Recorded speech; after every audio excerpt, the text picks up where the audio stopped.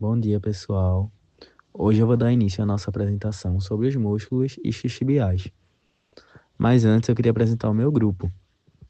O meu grupo é formado por Fabielle Vitória, Jailson Souza, que sou eu, Letícia Yasmin e Nicole Bianca. Bom, para começar, eu queria falar que os isquiotibiais eles formam um grupo muscular que fica localizado na parte posterior da coxa. Ele é composto por três músculos principais: bíceps femoral, semitendinoso e semimembranoso. Esses músculos eles atuam juntos em movimentos essenciais, como a flexão do joelho, a extensão do quadril, a rotação medial e lateral da perna, dependendo do músculo, e principalmente a estabilização do membro inferior durante atividades dinâmicas. Ou seja, eles não são apenas músculos de movimento, mas também músculos de controle, fundamentais para gestos esportivos como correr, saltar, desacelerar e mudar de direção.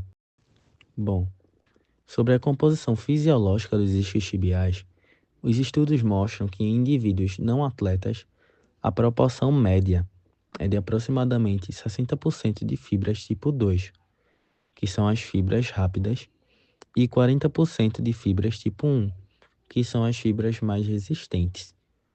Mas o que isso significa?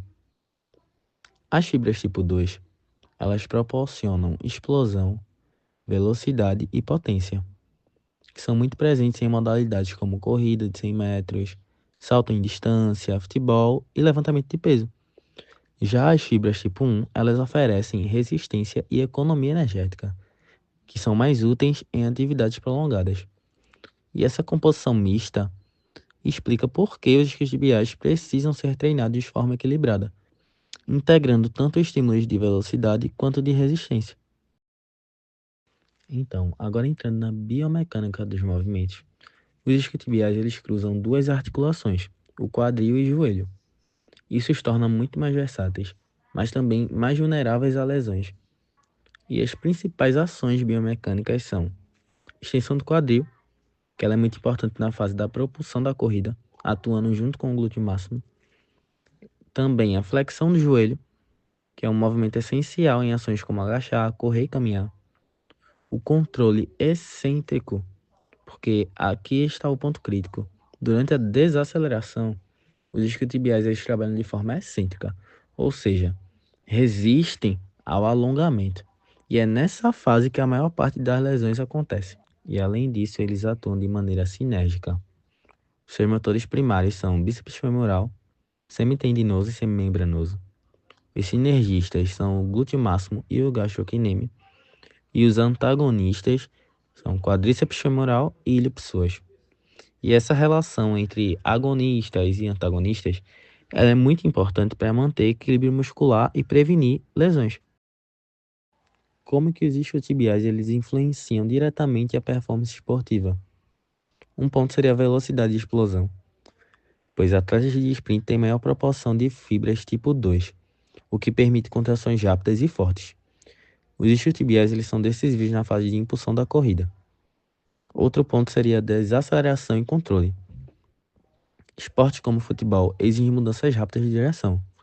Nesses momentos, os isquiotibiais eles atuam de forma excêntrica para controlar a frenagem e estabilizar o joelho.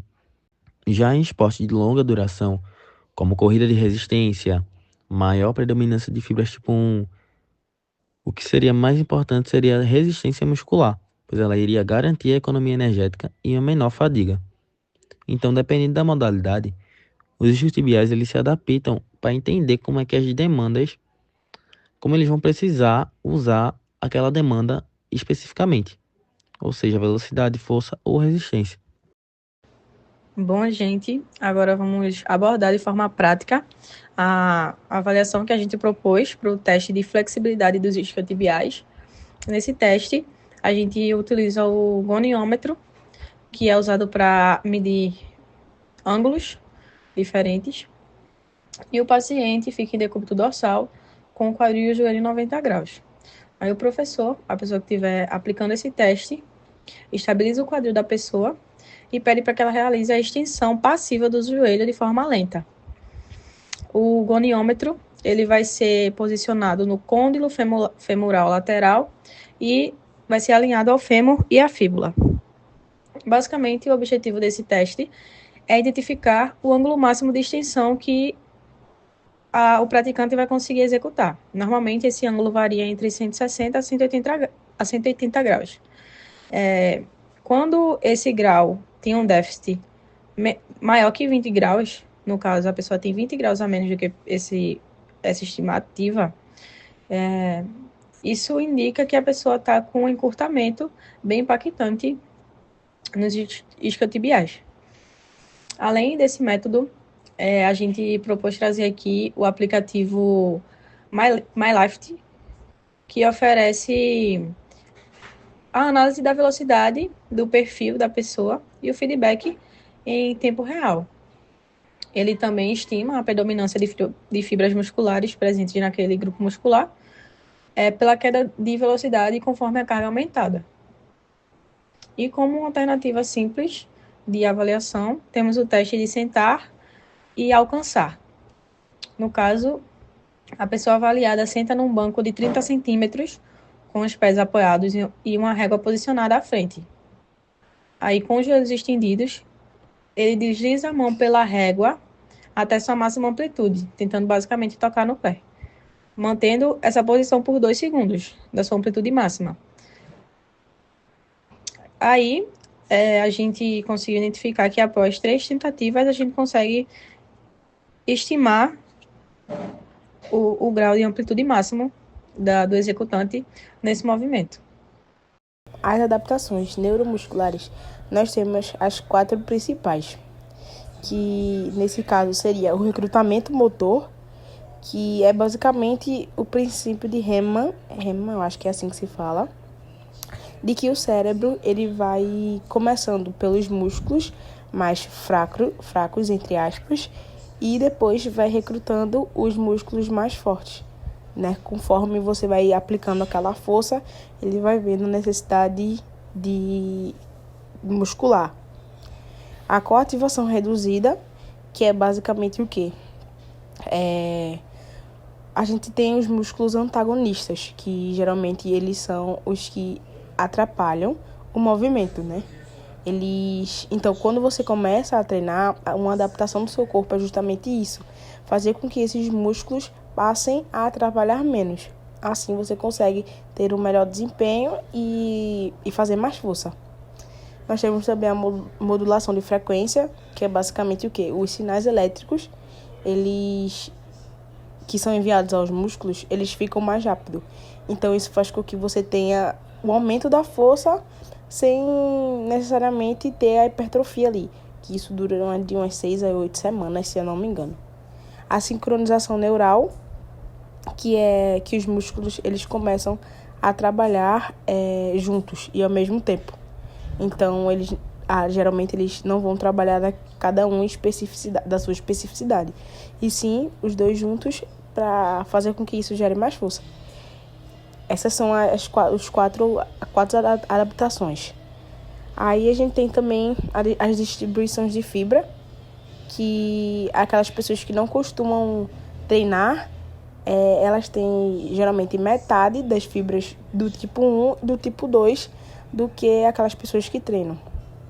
E como é que a gente vai perceber que essas adaptações neurais estão sendo realmente... estão acontecendo realmente, né? A gente pode ver o aumento das forças nas primeiras semanas. Quando você começa a treinar ali, você tem um ganho de força considerável. Por isso que você consegue evoluir. Você tem um alongamento melhor, ou seja, você não vai ter tanta dificuldade em se alongar quanto se você não estivesse treinando. E em relação a como treinar os tipos de fibras, a gente tem os tipos de fibra do tipo 1 e do tipo 2. O de tipo 1 ela é mais resistente, mais de resistência. Por exemplo, uma pessoa que vai correr maratona, o tipo de fibra 1 ela é o ideal, geralmente é mais predominante, por ser justamente de resistência. E como a gente poderia passar um treino para esse tipo de fibra? aqueles treinos com maior repetição e intervalos curtos, ou seja, de maior duração e mais frequente, e trabalho de resistência muscular. E se você tem predominantemente mais o tipo de fibra 2, que é aquela tipo de que é mais predominantemente a força e a explosão, já é o contrário do tipo de fibra 1. Vão ser poucas repetições, intervalos mais longos, mas aí nessas poucas repetições aumenta a carga. E a estratégia, ela varia de qualquer pessoa, né? A gente pode, geralmente, variar o estímulo ao longo dos meses, ou seja, ficar mudando ao longo dos meses. Você vai ver na adaptação daquela pessoa e vai mudando o seu treino. Mesclar, né, essa força e velocidade, controlar a fase excêntrica e ficar fazendo avaliação para ver se aquele treino ainda está sendo eficaz para aquela pessoa.